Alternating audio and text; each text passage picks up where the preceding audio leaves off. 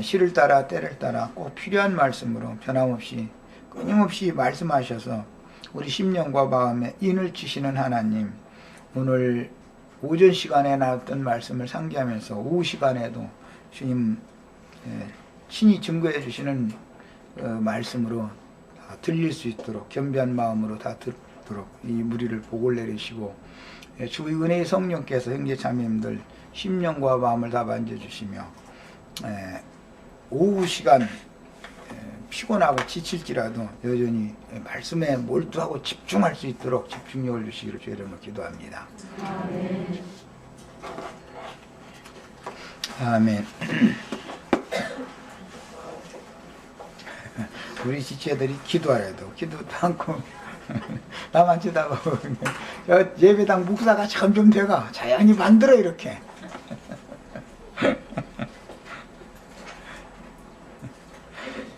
이어서 말씀 나누겠습니다. 오전 시간에 이제 그 주님의 보좌와 아버지의 보좌 얘기했고, 아버지의 나라와 아들의 나라 얘기를 했는데, 나라라고 하면 당연히 통치권이 필요하고, 통치권이라고 하는 것은 이제 보좌와 관계되기 때문에 거기는 이제 영광과 관계가 되는 것이죠. 세상 나라에서도 어떤 보좌 그러면은 이건 이제 통치권과 관계되는 것이고, 그것은 영광과도 관계되는 겁니다. 근데 계시록에 가면 이제 짐승의 보좌라는 것이 있으니까 꼭 주님의 보좌만 있는 게 아니고 좀 분별이 필요하고, 세상 나라는 짐승의 영을 가진 짐승들이 그 보좌에 앉아서 세상 나라는 다스리기 마련이고, 하나님의 나라는 하나님의 영을 받은 주님 자신과 그 다음에 아들의 영으로 거듭난 영과 온전케 된 혼을 가진 형제 자매님들이 한 보좌에 같이 앉아서 이제 이스라엘 12지파를 다스리게 해준다 그랬어요. 이것은 세상 나라와 주님의 나라를 분별해 주는 말씀이죠. 세상 나라는 열국과 민족과 방언들로 구성이 되어 있지만, 아버지의 나라는 이스라엘의 12지파, 주님의 나라는 이스라엘 12지파로 구성이 되어 있으니까 이건 이제 분별이 필요합니다. 그 다음에 이제 구체적으로 아버지의 보좌라는 것은 예수님의 영을 말하는 겁니다. 아버지의 보좌, 내 아버지의 보좌 이렇게 말하면, 말씀이신 하나님은 예수님의 영의 임재에 계신 것이죠. 그래서 우주 만물을 그 예수의 영으로 말미암아 창조하셨고, 그 영에서 비롯되어지는 모든 하나님의 생각, 감정, 의지, 예수님의 신의 성품과 인격으로 우주 만물을 다스리는 것이죠. 그게 그분의 뜻대로라고 그러는데, 예수님의 영에 계신 하나님의 성품, 그분의 인격을 통해서 다스린다 그 말이에요. 그 다음에 예수 그리스도의 보좌 그러면 아들의 영을 받아서 하나님의 아들로 같이 태어난 많은 참 제자들의 영을 아들의 보좌다. 그래서 내 보좌 이렇게 말할 때 여기 예수님의 보좌는 우리 형제 자매님들의 영을 말하는 거예요. 결국은 형제 자매님들의 영이 신의 보좌고, 신의 영광은 그곳에 있는 것이죠. 신의 영광이라는 말을 이제 했는데, 영광이라는 말은 하나님의 생명이 빛으로 발산되는 상태를 말하는 거예요. 그러니까 영광은 하나님의 빛, 생명의 빛과 관계가 되고, 빛이 발산하는 처소를 영광의 보좌 이렇게 표현을 하는 것이에요.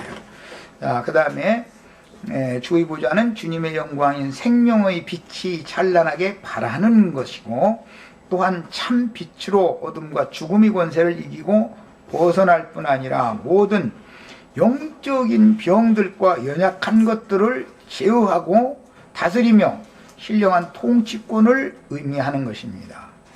그 실제는 주님의 영으로 거듭난 성도들이 성령과 연합되어 한영되어진 영으로 말미암아 육신과 결탁되어진 육적 자아를 이기는 것으로서 육신의 생각에서 발원되는 모든 것들을 생명의 빛으로 대적하여 어둠을 물리치고, 즉 어둠을 물리친다는 것은 마귀의 죽음의 권세를 임의로 제어하고 다스리는 권세다, 그런 뜻입니다.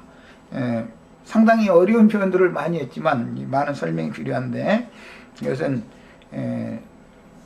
하나님의 생명의 통치권, 하나님의 보좌라고 하는 말에 대한 이해를 위해서 이렇게 설명을 해드린 거예요. 영원 세계에 관한 것, 진리에 관한 것을 깨닫게 해주는 것은 사람의 양심으로 깨닫는 것이죠. 영으로 깨닫는 것이죠. 그래야만 마음의 반사가 되어지면 마음에 그게 이치가 이렇구나 할 때 믿어졌다 그러는 것이죠. 이 믿음으로 구원을 얻는다 이렇게 표현을 하는 거예요.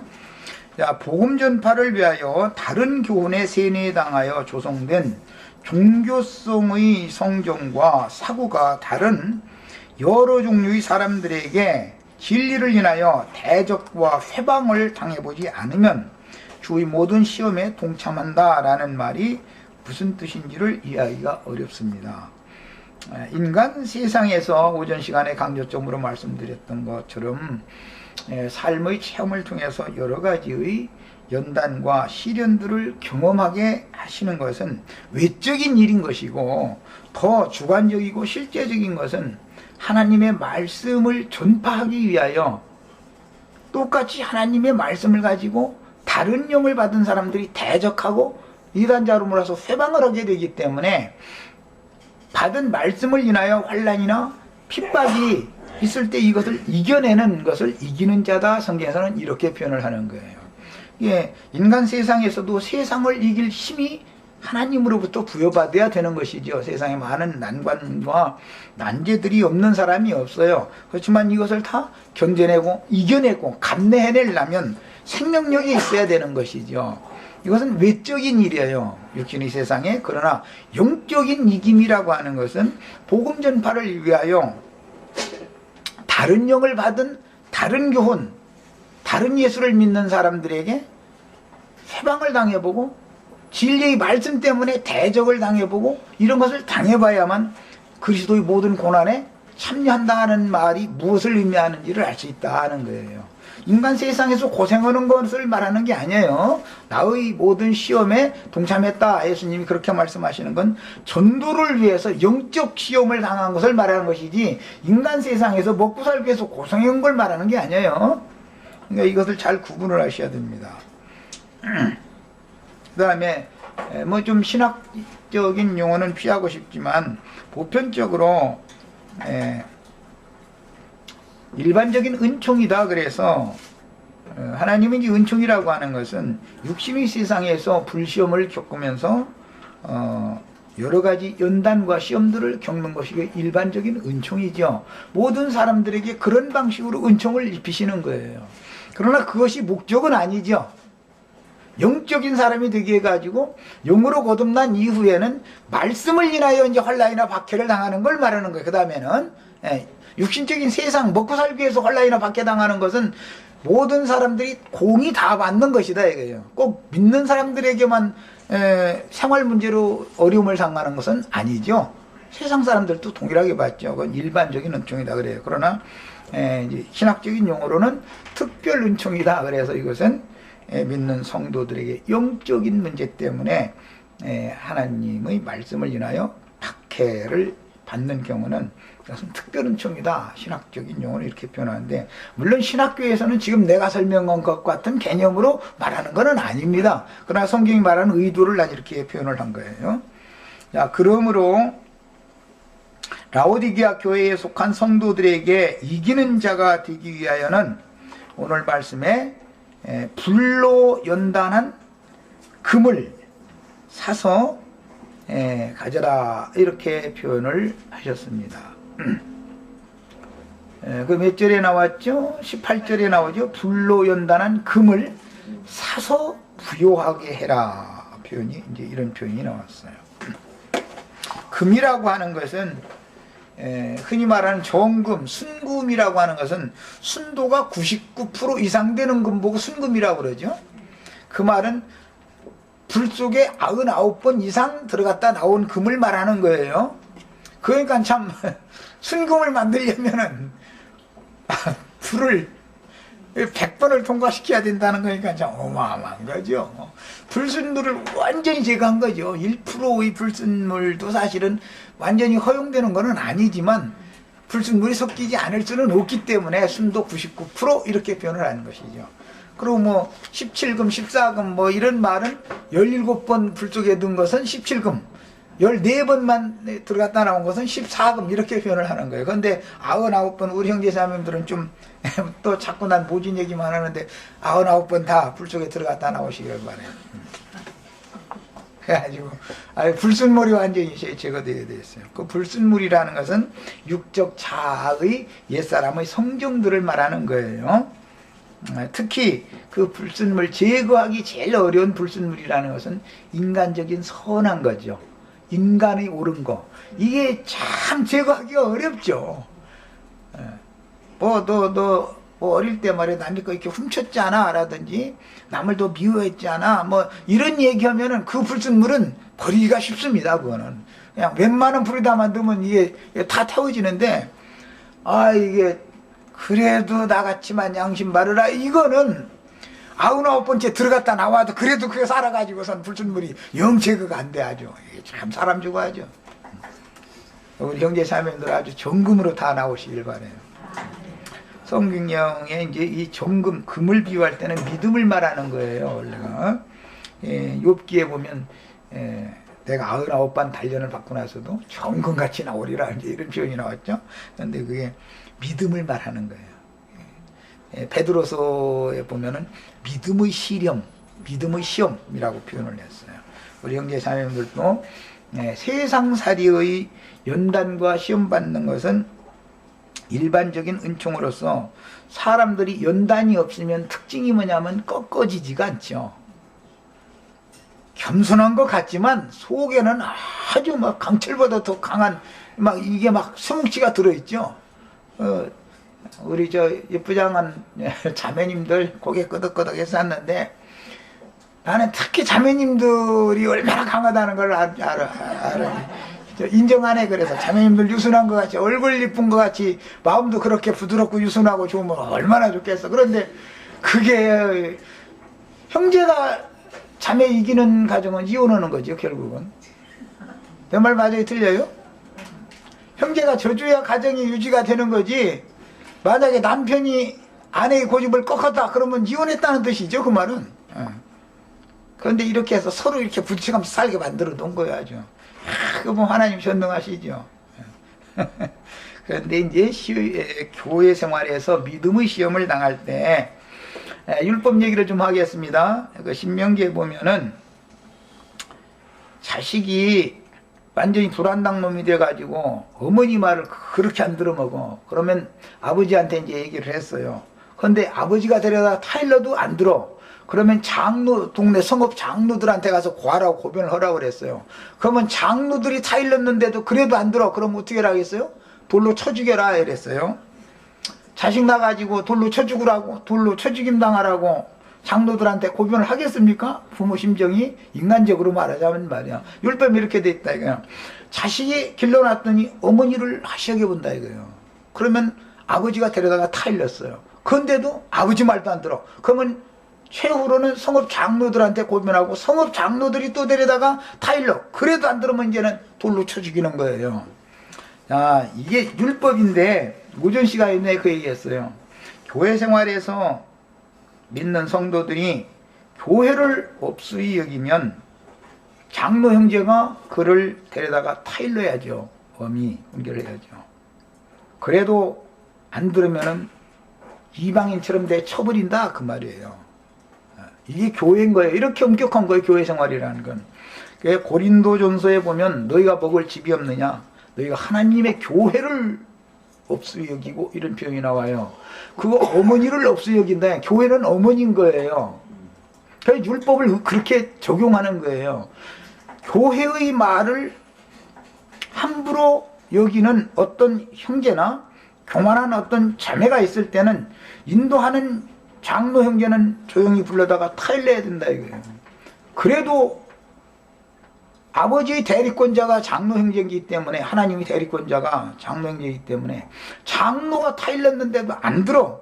그러면 이방인처럼 내 쳐버린다 이거예요. 이게 율법이에요. 교회 생활이라는 건 이렇게 엄격하다. 그러므로 교회 생활을 하는 동안에 방자에 행하려는 생각을 접으라. 내가 지난주부터 지금 말씀을 계속해서 증거하고 있어요. 가정생활에서도 자식이 어머니를 없이 여기면은 아버지가 그걸 엄격하게 불러서 다시는 그런 것을 무역에 딱 뜯어 고쳐놔야 된단 말이에요. 그런데 아버지 말도 안 들어. 그거는 이제 자식 취급을 하지 말아라 이 말이. 세상적으로 말하자면 이렇게 하나님의 말씀이라는 건 엄격한 거예요. 이런 것을 교회 생활에서도 적용하는 겁니다. 또 회사 생활에서도 그런 걸 적용을 당연히 해야 되겠죠. 옆에 있는 동료 직원과 일을 않고 해차를 가면서 자기 사장 뒷전에서 비방하는 소리나 날마다 하고 앉았고 해찰이 나고 앉았고, 그래야 옆에 있는 동료 직원까지도 못된 것이 물들게 만들고, 이러면은 그 직속 상관인 계장이나 과장이 딱 불러다가 훈육을 해야 된단 말이에요. 그래도 안 들으면은 부장님한테, 정 안 되면 사장님한테 보고를 해야 되는 거여 가지고 딱 잘라내게 만들어야 되는 거단 말이에요. 한 번, 두 번 주의를 줬는데도 안 들으면 잘라내야죠. 어쩔 수 없는 거죠. 이게 인생사에도 똑같이 적용이 되는 겁니다. 교회 생활이라는 것을 함부로 하는 것이 아니다라는 걸 꼭 배우셔야 되겠어요. 그렇지 않으면 이기는 자가 되지 못하기 때문에 내가 이걸 강조하는 거예요. 지금 주님의 보좌에 함께 앉아서 다스리는 자가 되게 하려면 반듯하게 잘하는 것이 이렇게 중요하다라는 걸 강조하느라고 그래요. 그 다음에 불로 연단한 금이다 라고 하는 것은 믿음의 시험을 거쳐서 단련된 믿음을 사서 갖게 해라 그 말인데, 산다라는 것은 값을 지불해야 되는 얘기죠. 뭘 산다라는 건 대가를 돈으로 지불을 해야만 그 물건이 내 것이 된다 이 말이잖아요. 그러니까 금을 내 것을 삼으려면 대가를 지불해야 되는 거잖아요. 그런데 이건 세상에서 먹고 살기 위해서 고생하는 말을 하는 게 아니라 교회 생활에서 엄격하게 훈육받는 것을 말한다. 이게 사는 방법이다 이거예요. 자기 영혼을 사는 거예요 그것이. 이런 것에 대해서 이것은 단련된 믿음으로 사람이 견고하게 세움을 입는 것과 관계되는 표현인 거예요. 그 다음에 우리는 이 세상이 질그릇을 굽는 도요이며 화덕과 같기 때문에 애굽을 쇠풀무다 이렇게 표현하죠. 세상에 우리가 태어난 모든 인간들은 이렇게 유순하고 좀 이쁘장한 얼굴 가진 자매님들한테는 죄송하지만 그렇게 유순하고 부드러운 게 아니죠. 세상에서 나 부드러운 여자라는 말이 뭐 광고에도 나오고 그러더만, 하나님 말씀엔 쇠뭉치라는 거예요. 그 쇠뭉치는 쇠를 녹여가지고서 마땅한 기구를 만들려면은 불 속에 넣었다 꺼내서 두들기고 또 물 속에 넣고 또 그 다음에 또 불 속에 넣고 이것을 두들기고 물 속에 넣고 그 다음에 불 속에 넣었다 꺼내서 두들기고 물 속에 넣고 이것을 99번 계속 해야 된다는 거예요.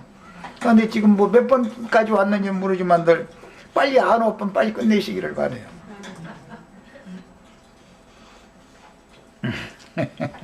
그러면은 아주 좋은 쇠가 되는 거죠. 그래가지고 이제 뭐 니폰도라 해가지고 일본 사람들 그 나라는 이제 사무라이 나라이기 때문에 칼로 세운 나라니까 아주 칼 벼르고 잘 부러지지 않고 날이 잘 망가지지 않는 칼 만드는 건 세계적으로 아주 일본이 거죠. 그런데 그만큼 좋은 칼을 만들려면은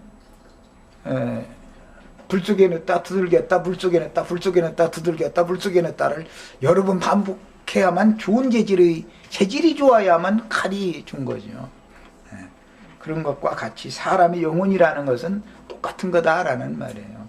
애굽을 쇠풀무라고 할 때는 세상 사람들은 모두 다 하나님의 눈으로 볼 때는 쇠뭉치다 이 말이에요. 근데 특히 자매님들이 조금 더 강하죠. 형제들 쇠뭉치보다. 자매님들 기분 나쁠지 모르지만, 그래서 겉모양은 유순하지만 속은 여자라는 것이, 그게 남자가 여자를 꺾어놓기는 어렵죠. 아니 하나님도 사람을 못 당하는 거랑 똑같은 거예요. 하나님이 사람 꺾어놓기가 여간 어려워요.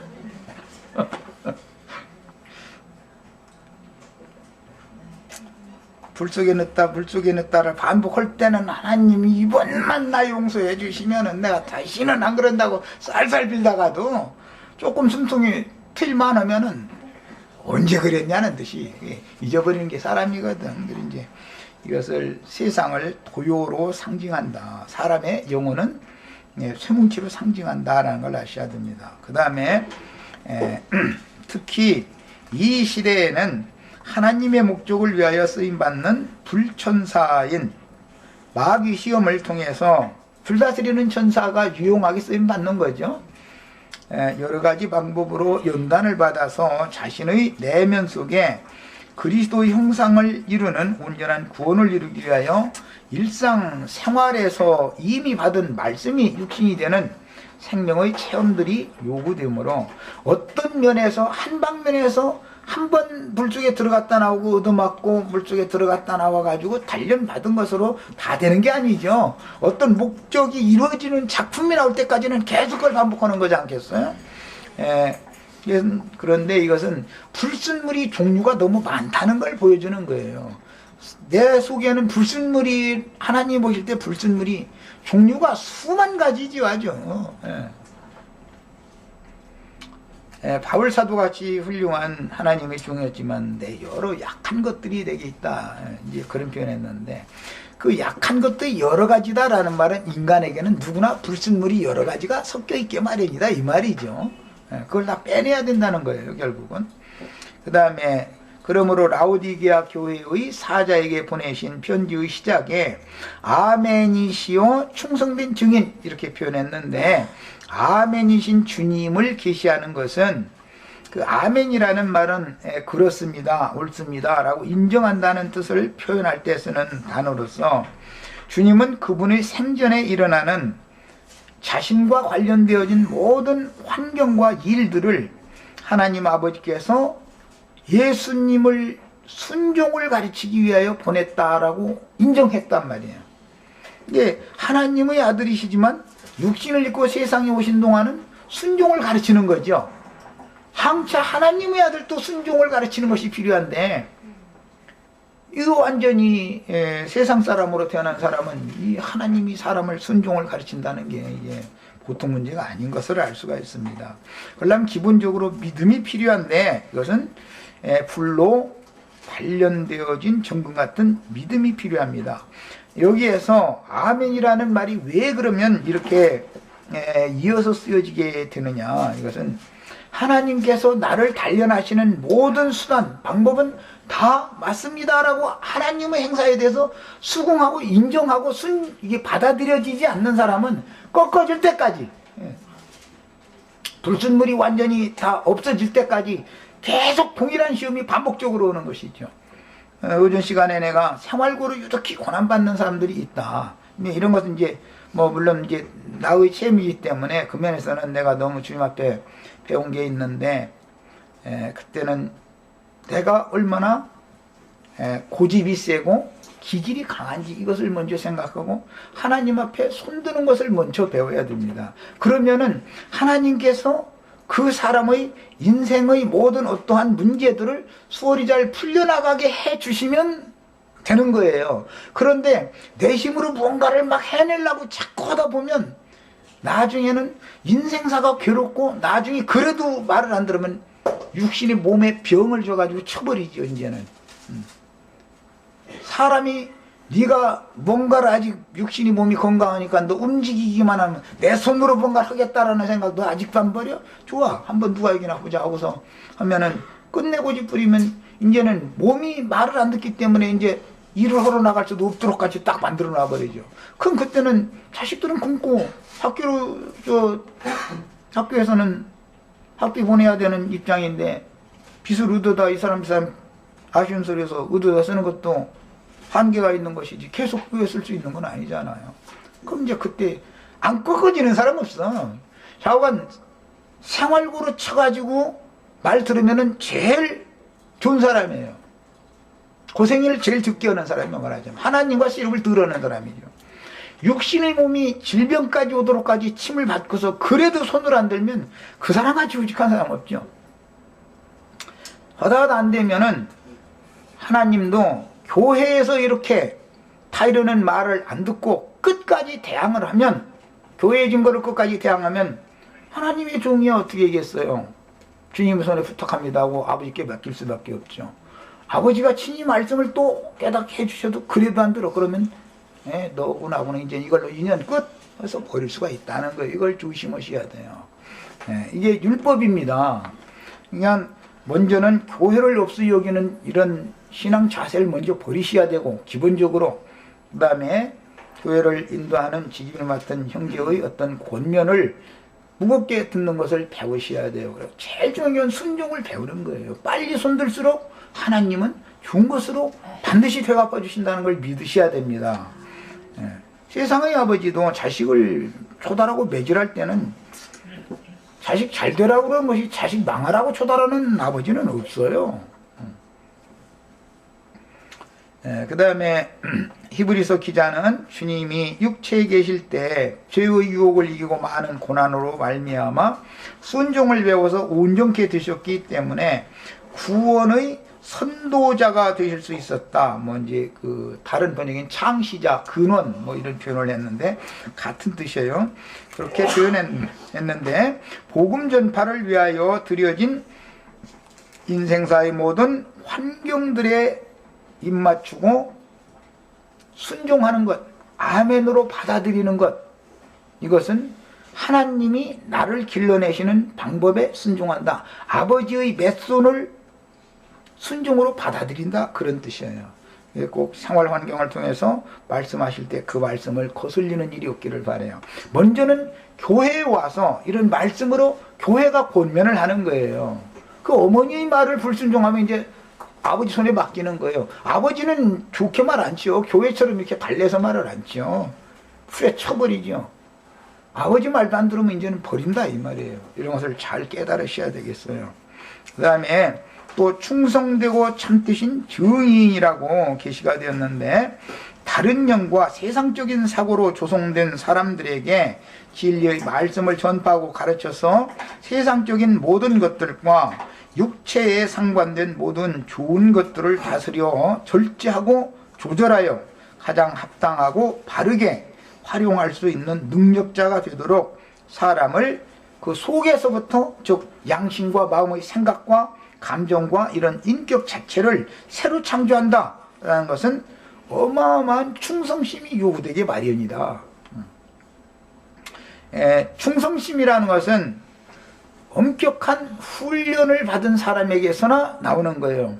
군대의 이제 그 예를 좀 들자면은, 북한에 이렇게 일단 이게 보냈다가 이게 돌아오는 그런 특수부대가 있죠. 이제 북한에서는 남한에 또 이제 뭐 그런 특수부대를 이제 요원을 양성해가지고, 그 사람들은 생사를 넘나드는 사람들이기 때문에 특수한 훈련을 받는 거예요. 그런데 그 사람들은 특수한 훈련을 받을 뿐 아니라 정원교육, 이 정신교육을 엄격하게 시킨단 말이에요.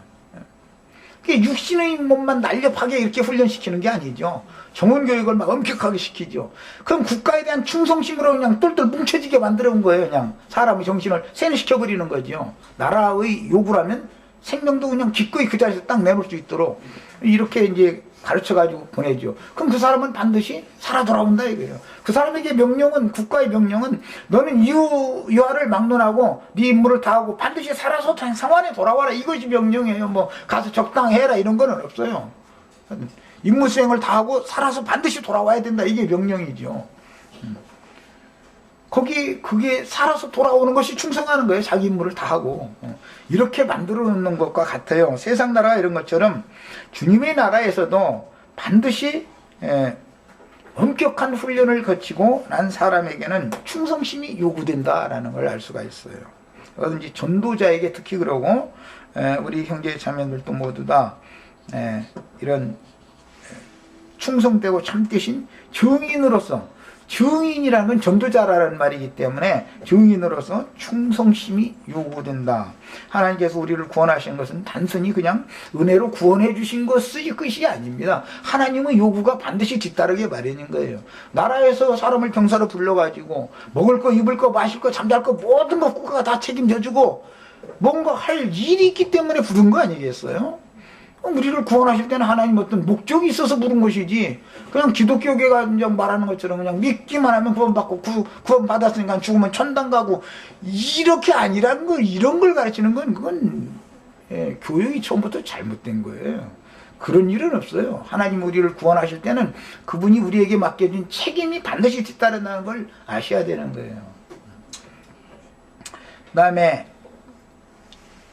반드시 또 받은 영이, 즉 생명의 근원이 다를 때는 자신의 세상 사고를 가지고 복음을 대적하고 전도자를 회방하게 마련이기 때문에 진리에 대한 확신하는 믿음이 아니고서는 충성심을 발휘할 수도 없고, 충성된 증인이신 주님께서 그 영으로 전도자들의 심령을 강하게 하시고 그 마음을 담대하게 해주시지 않으면 그 누구도 충성된 증인이 될 수가 또 없는 것입니다. 그 다음에 복음 전쟁의 면에서 본다면 주님은 이 세상에 화평을 주러 오신 분이 아니고 불을 던지러 오셨다라고 표현을 하셨는데, 하늘에서 임한 영과 땅의 기운으로 말미암은 영은 그 본질부터, 즉 생명의 근원이 다르기 때문에 하나님의 말씀의 진리를 바르게 전하고자 하는 자는 반드시 세상의 영을 받은 대적자들과 똑같은 말씀이지만 영이 다를 수가 있는 것이죠. 하나님의 말씀을 세상의 영으로 해석을 하면은 세상 사이 것에 다 맞춰지게 돼 있어요. 또 해석을 그렇게 하면 그게 맞는 거예요. 최근에 내가 이제 이 부유하여 부족한 것이 없는 부자라 이 말씀 때문에 고린도서 3장 18절 아주 기독교계에서 아주 그냥 참 잘 써먹는 그 용어죠. 본래 부자이신 주님께서 가난하게 되신 것은 가난한 너희로 하여금 부자가 되게 하려고 그랬다 이래가지고, 그냥 예수님이 부자기 때문에 여러분이 자기네 예배당이나 11조 헌물만 잘내면 다 부자가 된다 이제 이런 식으로 성경을 그렇게 가르치는 거예요. 그러면 또 문자들은 또 그 말이 맞는 거예요. 또 그렇죠. 근데 영적으로 그걸 해석할 줄 알아야 되는 거죠. 그 말씀의 위에 보면 너희가 극한 가난으로 말미암아서 연보를 넘치게 했다라는 말씀에서 연유돼서 그 말이 나온 거예요. 거기 보면은. 근데 세상적으로는 극한 가난한 사람이었기 때문에, 그럼에도 불구하고 영적으로 부자였기 때문에 그렇게 많이 드릴 수가 있었다 이걸 말한 것이지, 예수님이 본래 예수님이 돈이 많은 부자였었는데 가난한 거지로 왔습니까? 그런 말이 아니잖아. 지금 기독교가 해석하는 건 말도 안 되는 소리죠. 이제 말하고자 하는 의도는 뭐냐, 예수님은 조물주기 때문에 만유의 주인이시니까 창조자보다 더 부자는 없죠.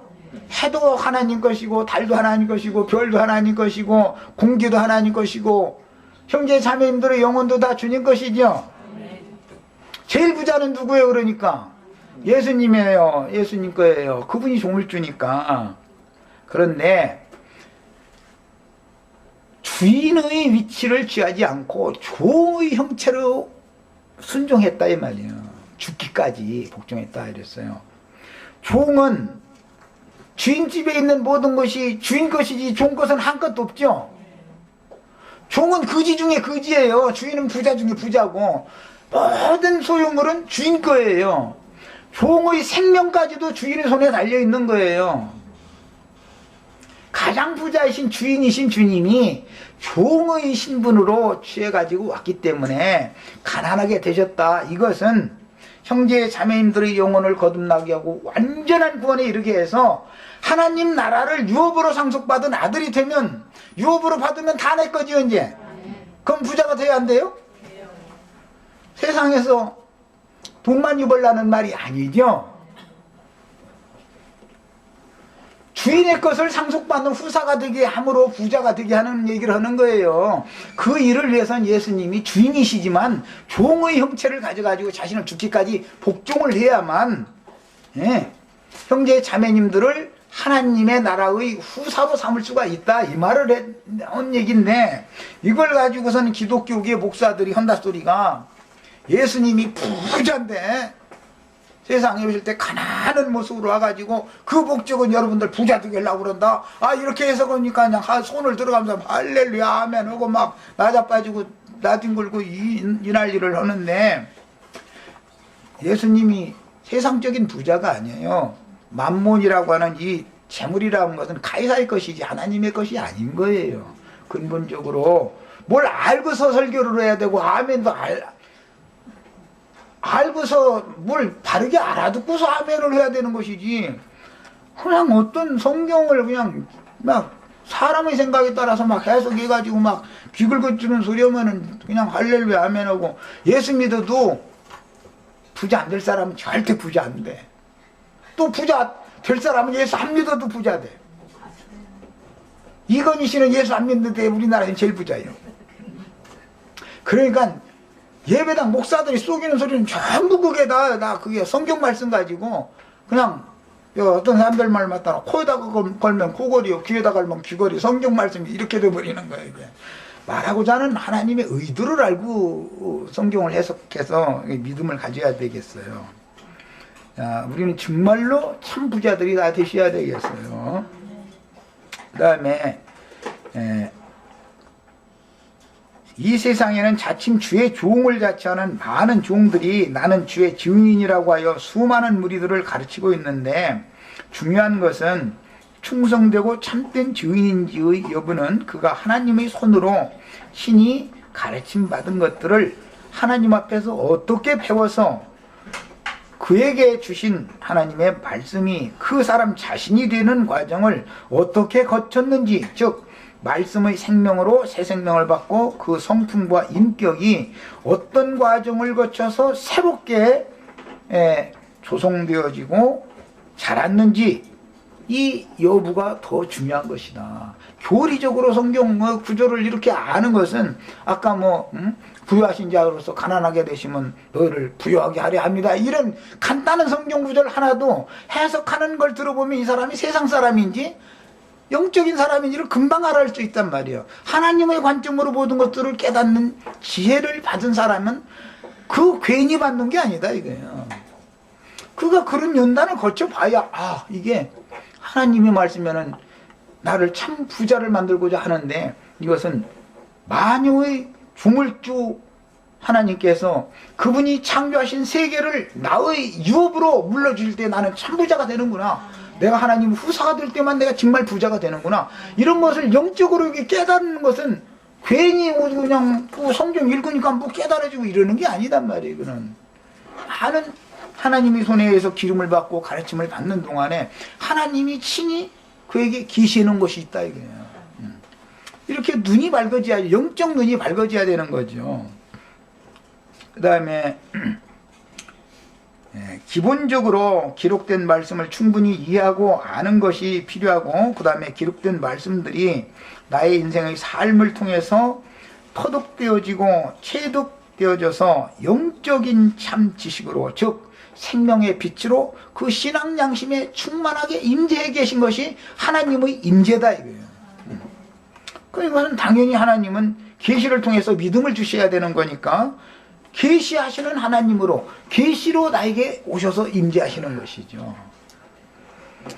계시는 아무나 받는 게 아니다 이 말이에요. 그러니까 연단이 필요하다 이거예요. 연단 받을 동안에는 많은 깨달음이 오길 마련이에요. 하찮은 부부간에 싸우고 나서도 돌았으면은 은혜가 있는 사람은 네가 당연히 옳지만 네가 져야지, 너 도장 찍으러 갈래? 네가 지고 손 들고 말을래? 이렇게 하면 세상 말로 큰 그릇이 지야지 작은 그릇 보고 지라고 하면 작은 그릇이 용납이 되나? 이해가 안 되는데 그거는. 그래서 남자는 그릇을 크게 만들고 여자는 그릇을 좁게 만든 거예요. 그래서 이게 짝을 맞춰 싸르라고. 그 자매님들 기분 나쁜 소리만 계속 오게 되네. 그런데 어떤 분은 남편 된 사람이 쏘갈머리가 아내한테 묻은 경우도 있긴 있죠. 참 그런 사람하고 살려면 참 답답하겠죠 서로가. 다들 펴지시기를 바래요. 깊어지셔야 되겠고, 그릇은 새 그릇으로 질 바에는 기왕 우리는 새 그릇으로, 새 영과 새 마음 새 그릇으로 지음을 새로 받아야 되니까 아주 그냥 우주를 담을 수 있는 그릇과 아니면 하나님이 매사를 깊이 생각하시는 것만큼 사람이 깊이가 있는 사람으로 이렇게 새롭게 이렇게 창조가 다 되셔야 되겠어요. 큰 그릇들 다 되시기를 바래요. 그 다음에 이런 영적 생명의 체험은 하늘로서 임한 진리의 영이 역사되어야 하며, 또한 지혜와 계시의 영으로 말미암아 불시험들을 거치며 받은 말씀을 소화시켜서 기록된 말씀 안에 있는 영적 자양분을 자신의 생명으로 취하는 문제를 지금 말씀하셨다는 것을 알 수 있습니다. 그러므로 하나님의 창조의 근본이신 주님을 제시하시는데, 하나님의 창조의 근본이시니가 가라사대 이렇게 표현이 됐죠. 하나님의 창조의 근본이라는 건 두말할 필요도 없이 태초부터 스스로 계시는 하나님 자신의 생명의 말씀의 실상 내용이 되시는 예수 그리스도를 말합니다. 창세기 1장 1절에 태초에라는 말씀으로 시작이 되죠. 태초에 하나님이 천지를 창조하셨다 그랬어요. 잠언 8장 22절에 동일한 용어가 또 사용이 됐어요. 태초라는 용어. 이사야 37장 26절이나 40장 21절, 41장 4절, 43장 13절, 미가서 5장 2절, 요한복음 1장 1절 2절, 히브리서 1장 10절, 요한 1서 1장 1절이나 2장 13, 14절 이런데 동일하게 같은 단어가 사용이 됐는데, 이 태초라는 단어는 안에서라는 뜻의 히브리어 베라는 용어와 모든 것들이 원리, 원칙, 근원, 창시 등으로 번역되어지는 레시트라는 이 두 단어의 합성어로서 베레시트라고 그래요. 이건 태초라는 말은 베레시트라고 그러죠, 히브리어로. 그런데 이 뜻은 인간들이 생존하는 시간의 시작이다, 이런 기독교계의 이런 개념이 아니고 만유의 근원, 원리, 만유가 생성되어지고 파생되어지고 운행되어지고 하는 원리를 말하는 거예요. 원리. 모든 것들이 원리, 근원. 그래서 기성교계가 지금 태초라는 용어를 어떤 시간의 시작이라는 개념으로 가르치고 있는데, 이것은 너무 잘못 가르치는 거예요. 그게 아니고 모든 만물, 만상, 만유, 모든 것들이 근원적인 원칙, 생존의 원칙, 존재의 원리, 그런 뜻이에요. 그런데 이 존재의 원리가 안에서다 이 말이에요. 그러니까 태초라는 의미 속에는 그리스도 예수 안에서 만유는 존재하는 것이다 이 말이단 말이에요. 그게 그리스도가 없으면 아무것도 없는 거예요. 그리스도가 모든 것의 존재다 이 말이에요. 근원, 시작이다 이 말이에요. 근데 시간의 시작은 하나의 포함이 되지만 단순히 그런 뜻만이 아니고 만유의 근원, 원칙, 생존하는 원칙, 그런 뜻이단 말이에요.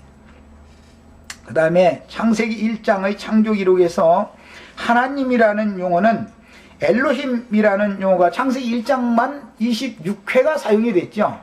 태초에 하나님이 천지를 창조하셨다 할 때 그 하나님은 엘이나 엘로하라는 단어가, 단수 단어가 사용된 게 아니라 복수 형태의 엘로힘이라는 용어가 사용이 돼요. 그게 이제 굉장히 헷갈리는 거죠, 이제 기성교계 사람들이. 그런데 그 엘로힘이라고 하는 용어는 즉 단수의 신, 혹은 엘로하라고 하는 존재, 있다라는 뜻이에요. 엘로하라는 말은 존재다 이 말이에요. 빛이 있으라 할 때 있으라라는 것은 엘로하라는 말이란 말이에요.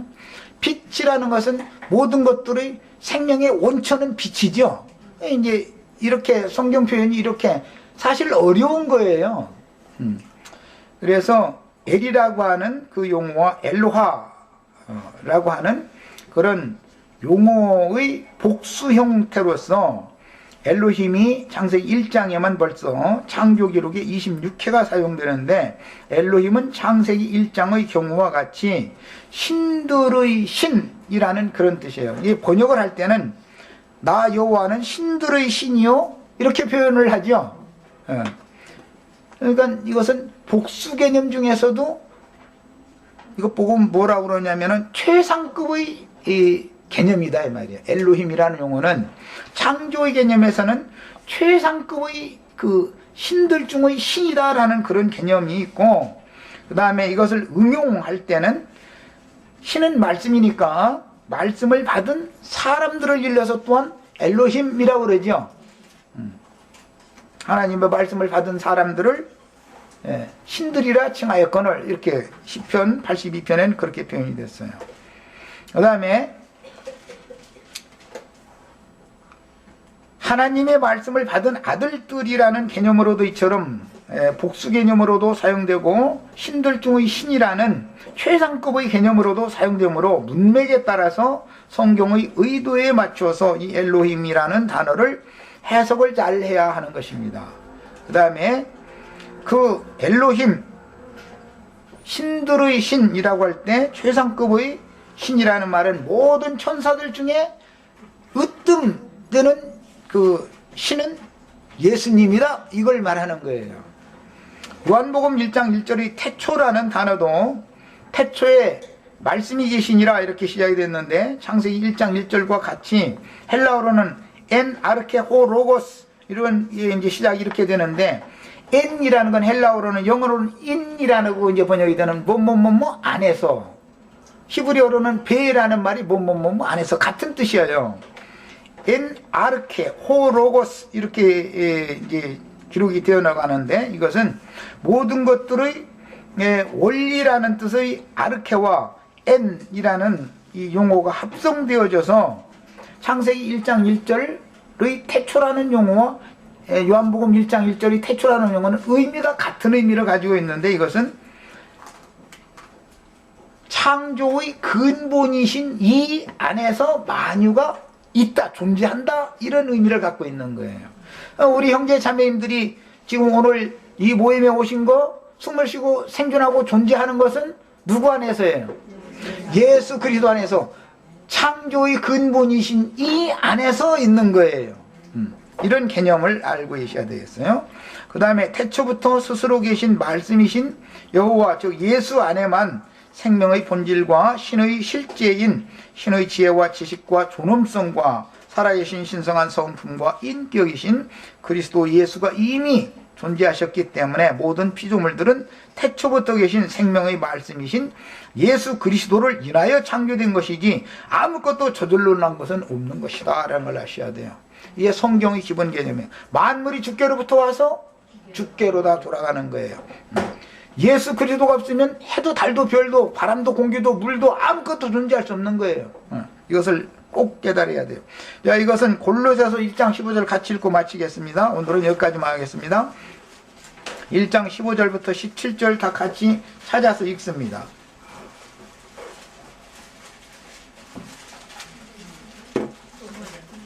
골로새서 1장 15절로 17절. 하나님의 형상이요 모든 창조물보다, 송자매님 것부터 먼저 찾아주세요. 찾았어요? 예, 자 다시 읽습니다. 그는 보이지 아니하시는 하나님의 형상이요 모든 창조물보다 먼저 나신 자니, 그 먼저에다 동그라미로 이렇게 해놓습니다. 모든 창조물보다 먼저 나신 분이다.